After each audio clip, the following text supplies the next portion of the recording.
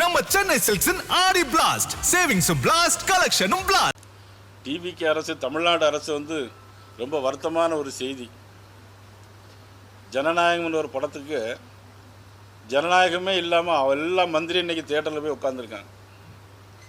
ஒருத்தர் தேம்பி தேம்பி அழுதுறாரு. நான் யாரோ பக்கத்துக்கு இருந்தவங்க யாராவது எதுவும் நடந்து போச்சோ என்னதோ ஏதோன்னு பார்த்தா, ஏன்னா அவர் இனிமேல் நடிக்க மாட்டாராம், அதனால் வந்து தேம்பி தேம்பி எழுதாரு. அதை 20-30 பேர் படம் எடுத்து போட்டுக்கிட்டு இருக்காங்க.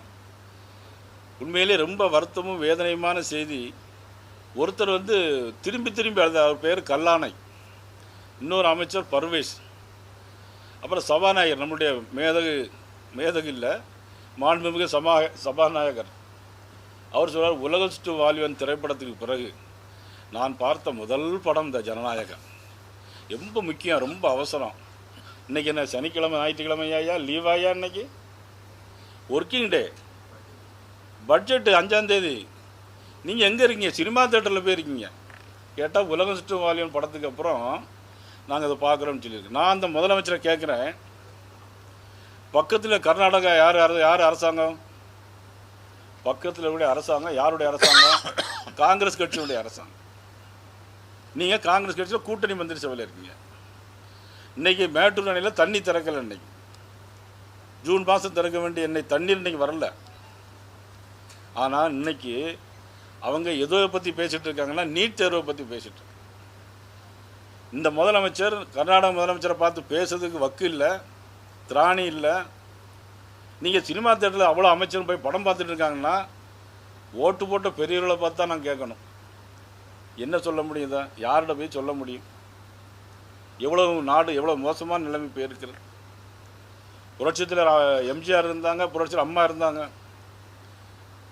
அரசியலில் திரை உலகில் இருந்தால் வந்தாங்க.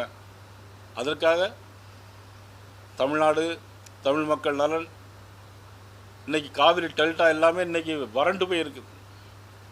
வர இருக்கிற 1ஆம் தேதி பாரதிய ஜனதா கட்சியினுடைய சார்பாக மிகப்பெரிய ஒரு ஆர்ப்பாட்டம் தஞ்சாவூரில் நடைபெற இருக்கிறது.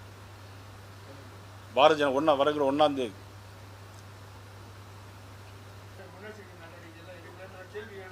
இல்லை, நல்ல கேள்வி. அதாவது ஒவ்வொருத்தரும் ஒவ்வொரு இடத்துல ரவுடியில் திடீர்னு வந்து பஸ்ஸில் இறங்கினா ஒவ்வொருத்தரையும் கண்காணிக்க முடியாது. அந்த இடத்துல யார் இருக்கிறாங்க அப்படின்னா அதை பொறுத்து கண்காணிக்கலாமே தவிர, இப்படி திடீர்னு வந்து இவங்க வந்து மாணவர்களாக இருந்தால் கூட கண்காணிக்கலாம். இப்போ நீங்கள் இந்தியா பரந்த பெரிய இல்லை, போராட்டம் வேறுங்கிறது வேறு. ஆனால் ரவுடிகள் உள்ள திடீரென்று நுழைவது என்பது வேறு. ஏன்னா போராட்டம் மாணவர் அமைதியாக இருப்பாங்கன்னு நினைக்கிறேன். நீங்கள் வர்றீங்க, ப்ரெஸ் மீட் இருக்குது, எல்லாரும் அமைதியாக, திடீர்னு வந்து பெட்ரோல் குண்டை வீசினீங்கன்னா நான் என்ன செய்ய முடியும் உங்களை?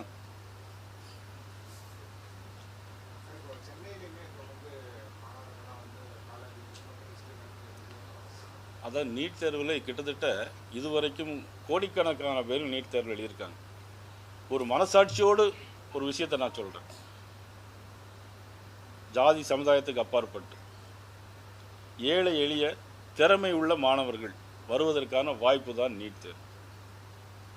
இப்போ IAS IPS இருக்கிறோம், அதுக்குன்னு ஒரு அவங்க டிகிரி முடித்தா தான் பரீட்சை எழுத முடியும்.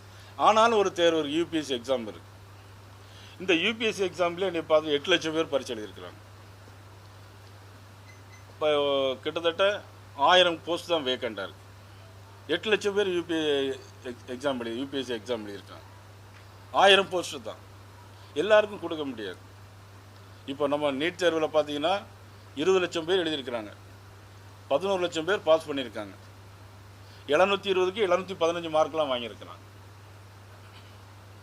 இதெல்லாம் பத்திரிகையாளர்கள், ஊடக நண்பர்கள் திருப்பி சில விஷயங்களை மட்டும் திருப்பி போடுற சில மீடியாக்கள். நீங்கள் எல்லாருமே நாட்டினுடைய நலன் கருதி, எதிர்கால இந்தியாவுடைய நலன் கருதி, இன்றைக்கி பிரைம் மினிஸ்டர் மோடி அப்படின்னு சொன்னால் இன்றைக்கி எல்லா நாடுகளையும் தலைவணங்கி ஏற்றுக்கொள்ளக்கூடிய மிகப்பெரிய தலைவர். இன்றைக்கி பெட்ரோல் தட்டுப்பாடு இல்லை, டீசல் தட்டுப்பாடு இல்லை, அதையும் உருவாக்க நினச்சாங்க. ஒரு நாள் பெட்ரோல் பங்கிலெல்லாம் போய் கூட்டமாக நின்று பார்த்தாங்க. ஹார்முஸ் நீர்முனையிலேருந்து இன்றைக்கி ஸ்பெஷல் கப்பல் வருதுன்னா because of prime minister Modi. இன்றைக்கி எல்லா நாட்டிலையும் குண்டு போட்டுட்ருக்கான். அமைதியாக இருக்குது இந்தியா. ஒரு பெண்ணு கூட இன்றைக்கி டிவியில் பேட்டி கொடுத்தாங்க. ஒருத்தர் பேட்டி கொடுக்குறான். அவங்க என்னென்னா, நம்ம நாட்டை வல்லரசா நாடும் ஆக்குன்னு சொல்லலை, வங்காளத்தை போல் ஆக்கிடுவோம், நேபாளத்தை போல் கலவரத்தை உருவாக்கிடுவோம். இப்படி பேசக்கூடிய நாட்டில் உள்ள நம்மளுடைய கலவரக்காரர்கள் இருக்காங்க. பின்னால் கம்யூனிஸ்ட் கட்சி, எஸ்எஃப்ஐ, ஏஎஸ்எஃப்ஐ, இவர்களெல்லாம் அங்கே என்ன வேலை? மாணவர்கள் மட்டும் தானே போராடணும்.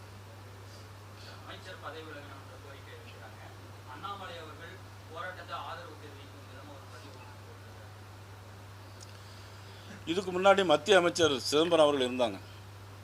அப்போ ஒரு சம்பவம் வந்த போது சிதம்பரத்தை பதவி விலகணும்னு எல்லாருமே சொன்னாங்க. அன்றைக்கி பாரதிய ஜனதா கட்சி சொல்லிச்சு, ஒரு சம்பவத்துக்காண்டி ஒரு அமைச்சர் பதவி விலக வேண்டிய அவசியம் இல்லை அப்படின்னு சொல்லி சொன்னாங்க. அதனால் இதுக்காக பதவி விலக வேணுங்கிற அவசியங்கிறது இல்லை.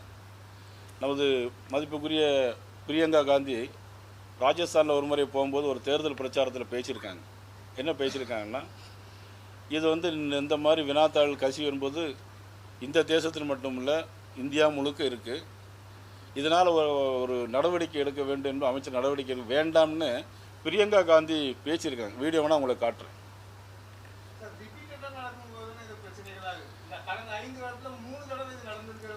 காங்கிரஸ் ஆட்சி 11 முறை நடந்திருக்கு. காங்கிரஸ் ஆட்சி காலத்தில் 11 முறை நடந்திருக்கு. ராகுல் காந்தி என்ன நடவடிக்கை எடுத்தார்? 11 முறை இங்கே இருக்குது. 11 முறை இருக்குது. தமிழ்நாடு எங்கே நடக்கலை. அதுக்காண்டி நடந்தது சரின்னு நான் சொல்ல முடியாது. நடந்ததுக்கு சம்மந்தப்பட்ட மந்திரி வருத்தம் தெரிவிச்சிருக்கிறார். நடந்த விஷயம் எதிர்கால இளைஞர்கள் மாணவர்கள் எங்களுடைய குறிக்கோள், இதை தவிர்த்து எங்களுக்கு எந்த குறிக்கோளும் இல்லைன்னு prime minister of India Modi அவர்கள் சொல்லியிருக்காங்க. ஃபாஸ்ட் ட்ராக் கோர்ட் இது பண்ணியாச்சு. விரைவு நீதிமன்றத்தில் விரைவாக நடவடிக்கை எடுப்போம்.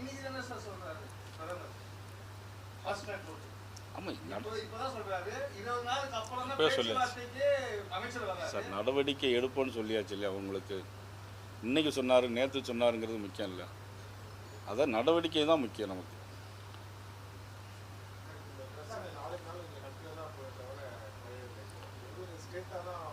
இல்லை, இதே மாதிரி விவசாயிகள் போராட்டம் நடந்துச்சு. முன்னாடி டெல்லியில் நடந்துச்சு.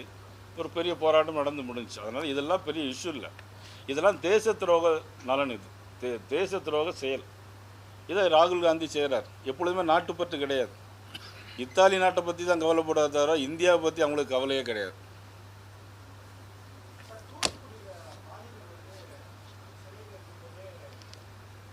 ஆமாம், அது இப்போ தான் நான் கேள்விப்பட்டேன். தூத்துக்குடியில் ஏற்கனவே சிறையில் இருக்கும்போது சபரிவர்மன், குமரி மாவட்டத்தை சேர்ந்த நாகர்கோவில் ஈத்தங்காட்டை சேர்ந்த சபரிவர்மன் சிறையிலிருந்து அடித்து கொண்டு இருக்காங்க போலீஸ்.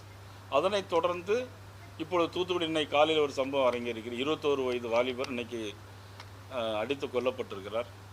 ஆக இதை பற்றி முதலமைச்சர் கையில் வச்சிருக்க, காவல்துறையை கையில் வச்சிருக்கக்கூடிய முதலமைச்சர் எந்தவித நடவடிக்கையும் எடுக்க, எதுக்கும் ரியாக்ஷனே கிடையாது.